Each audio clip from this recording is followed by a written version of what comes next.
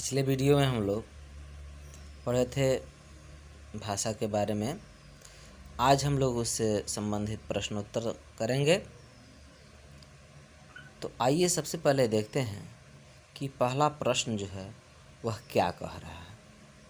प्रश्न है, निम्नलिखित में भाषा के किस रूप का प्रयोग होता है। नीचे दिए गए जो शब्द हैं इनमें भाषा के किस रूप का प्रयोग होता है वहीं हम लोगों को देखना है। तो देखिए, पुस्तक शब्द है।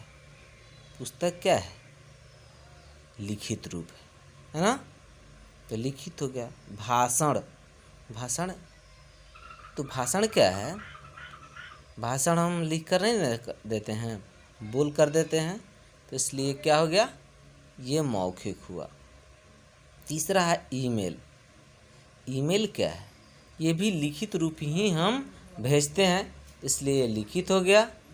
काव्य पाठ, काव्य पाठ जब हम पढ़ते हैं तो क्या होता है? मौखिक होता है। तार, तार जो भेजे तो वो क्या है? लिखित है। संगीत क्या है? संगीत हम मौखिक रूप से इसको बोलते हैं, है ना। भारत के निम्नलिखित राज्यों में कौन सी भाषाएं बोली जाती हैं? 2 नंबर जो प्रश्न है, तो किन राज्यों में कौन सी भाषा बोली जाती है इसके बारे में है। पहला है पंजाब। तो पंजाब में क्या बोली जाती है? पंजाबी। दूसरा है तमिलनाडु। तो तमिलनाडु में क्या बोली जाती है? तमिल बोली जाती है। तीसरा है उत्तर प्रदेश। इसमें क्या बोली जाती है? इसमें हिंदी बोली जाती है। चौथा है उड़ीसा। उड़ीसा में कौन सी भाषा बोली जाती है? उड़िया बोली जाती है। पांचवा है कर्नाटक। तो कर्नाटक में कौन सी भाषा बोली जाती है? कन्नड़ भाषा बोली जाती है। छठा है आंध्र प्रदेश। तो आंध्र प्रदेश में कौन सी भाषा बोली जाती है? तेलुगु बोली जाती है। सातवां है केरल। केरल में कौन सी भाषा बोली जाती है? मलयालम बोली जाती है। और आठवां है असम।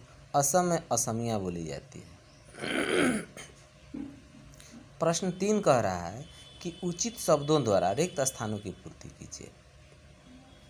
बालक जो भाषा अपने परिवार से सीखता है उसे खाली स्थान है कहते हैं।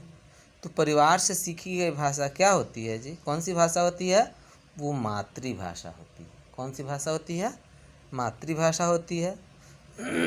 दूसरा है भाषा का मूल रूप खाली स्थान है। तो भाषा मूल रूप से क्या है? मौखिक ही है, क्योंकि प्रारंभ में भाषा के कोई लिखित रूप नहीं थे, है ना। तीसरा है भारतीय संविधान में खाली स्थान भाषाओं को मान्यता दी गई है। भारतीय संविधान में कितनी भाषाओं को मान्यता दी गई है? तो पहले भाषाओं की संख्या 18 थी, लेकिन अभी क्या है? 22 है ना। तो इसमें 22 हो जाएगा। उसके बाद है उर्दू भाषा की लिपि ब्लैंक्स है। क्या है?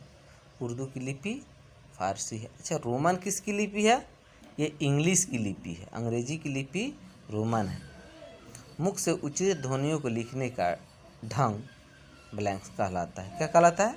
लिपि कहलाता है। चौथा है सही प्रश्नों कथन पर सही का चिन्ह लगाइए।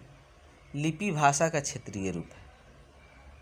अगर क्षेत्रीय रूप होगा तो क्या कहेंगे उसको? भाषा क्षेत्रीय जो रूप होगा भाषा का वो क्या कहलाता है?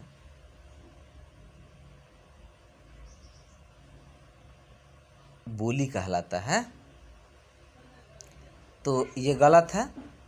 संस्कृत भाषा की लिपि देवनागरी है, ये सही है। हिंदी दिवस 14 सितंबर को मनाया जाता है। दिसंबर को, 14 दिसंबर को नहीं बल्कि 14 सितंबर को मनाया जाता है। तो ये दिसंबर दिया है, तो ये क्या है? गलत है। सीमित क्षेत्र में बोली जाने वाली भाषा बोली कहलाती है, ये सही बात है ना।